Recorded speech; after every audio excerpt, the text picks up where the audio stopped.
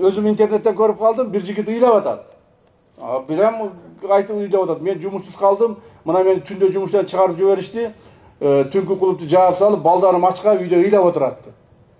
Мен айттым, алып келгилечи ошо баланы. Кандай бала экен, мен жумуштап берейин деп алып келсе, ал бала менен баарласак, ал айтат, мен эч кандай бала чакам деле жок дейт, эч жер иштебейм деле дейт, эч кандай жумуштан мен эч ким кылган деле жок дейт. Эмне үчүн антип интернетке айтып атасың?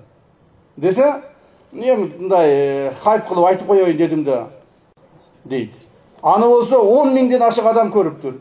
5-6 миң адам аган ишенип алып туруп, ар түрдүү сообщениялар жазып атат. Бийлик ушундай да, мынантип кууп чыгат да, монтип бала чакасы акчага калып тур да, мунун бала чакасы ким багат деп жанагыдай деструктивдүү нерселер жазып атышат. Дагы бир кыз ошентип бир келин ошентип жазган экен, ошо келинди алып келгилечи десем, ал келинди алып келишти. Аны менен сүйлөшсөк, ал Дордой ассоциациясында иштейт экен. Ал айтып атат, мен дейт бала чагам ачка калып, азыр ыйлап отурат, мен билбейм эмне кылышымды деп, баягы келин интернетке ыйлап атат. Дордойдо иштейт экен, $1000 айлык алат экен. Дордой плазада бир дутиги бар экен, ал жерден $3-4 миң пайдасы табат экен. Аны айтып атат, ай карындашым, эмне үчүн ана мынтип чыгарып атасың десек, элдин баары чыгаргандан мен да чыгарып коеюн дедим да деп коет. Мына көрдүңөрбү? Ошондуктан ушундай чагымчылдарга ишенбеш керек. Чагымчылдар элди козутуп, жасап аткан иштерди тетириге бургандар бар.